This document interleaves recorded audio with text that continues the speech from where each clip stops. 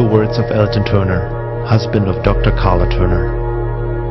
I believe that our very thoughts and consequently our behavior as a race of sentient beings are being undermined through the power of insinuation and the implantation of controlling devices in our bodies by non-human, most of the time, entities. This is truly the most effective way to invade and conquer. I do not trust such creatures, no matter what I've been told about their altruistic motives.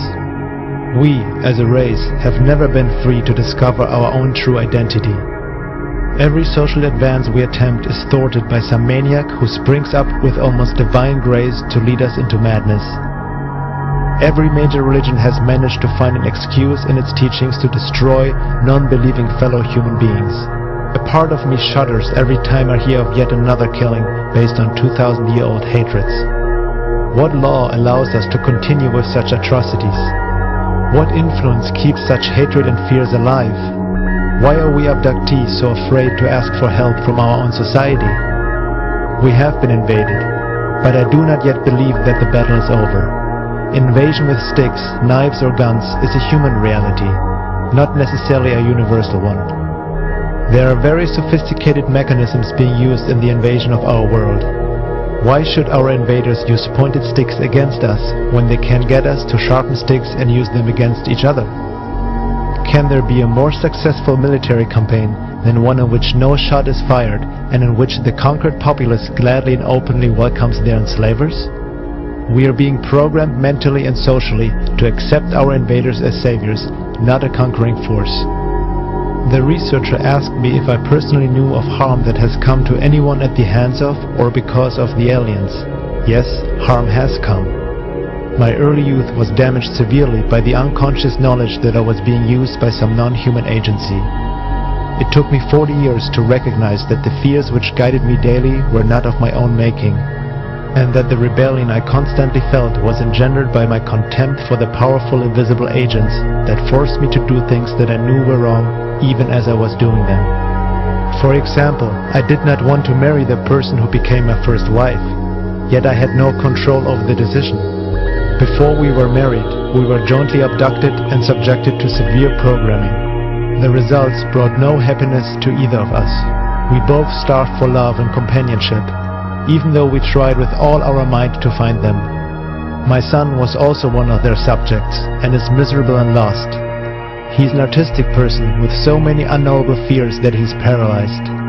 I know of abductees murdered by mutilations, reports of which are suppressed immediately and completely, by cancers that no physician has ever seen before, and by madness that has led to suicide. In my opinion, these acts were not caused by brothers of any sort. I do not believe that all is lost, however. I have felt a guiding hand that helped me to discover happiness and inner peace amid all this chaos and misery. What I have come to understand is that that hand is only there when I take responsibility for my own happiness and do something about whatever is bothering me. It is time that we think hard about ourselves and what we have on this gem of the universe, our home, our planet. There are laws governing the actions of our invaders, rules guiding their actions, and patterns of behavior we can discover if we will make a concerted effort to discern them. We humans have something valuable that is desirable to and usable by the alien forces acting on us. I feel it is time we take back that which is ours. All our resources to discover the laws that govern reality and become the beings that we intrinsically know we are.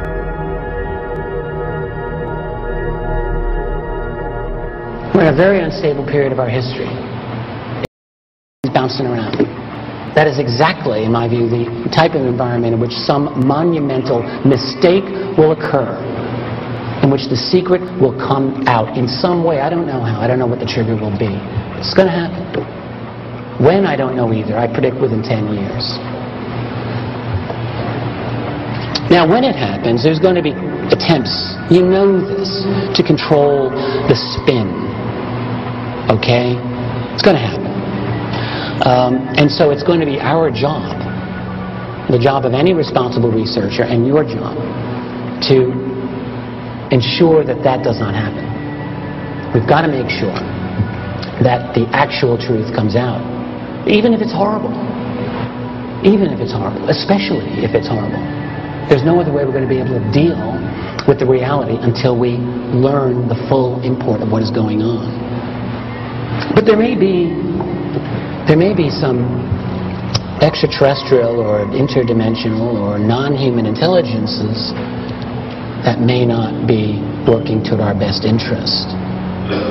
If we don't acknowledge that at least as a distinct possibility, I think we're fools.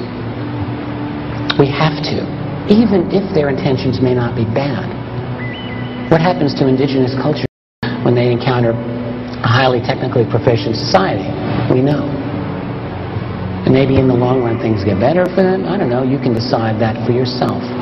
But the point is that we have to be vigilant against a variety of fronts here. Hope and fear. Fear is an enemy, we know this. Because when we are afraid, we react irrationally to things. We don't think through. Hope is an enemy too, though. That sounds kind of wrong, doesn't it? Everyone likes to have hope. Don't give up hope. But here's the problem with hope. Hope also deludes. We need to have a cold eye. We have to be able to look at reality in as alert and awake a fashion as we can. What is true higher consciousness? Well, it starts with awareness, with seeing things as they are. Not as you want them to be, not as you hope they can be. You have to see them as they are. And it is only through going over that first large hurdle, I feel, that we can really attain a true higher consciousness, a true awareness in which we are awake, not asleep.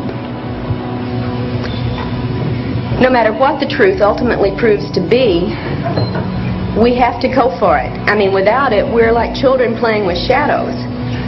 And we're ignorant, and we're certainly unempowered to deal with and confront whatever the real entities are behind this masquerade.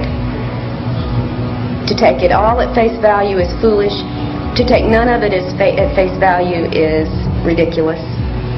Investigations into this field there cannot be anything more important for us to be doing right now than to dig past our wishes, dig past our fears, and dig for objective reality and understanding. What is truth and what are lies in the world of UFOs, aliens, abductions, and hyperdimensional realities? We ought to make an effort to find that out. As Carla Turner said, we owe it to ourselves.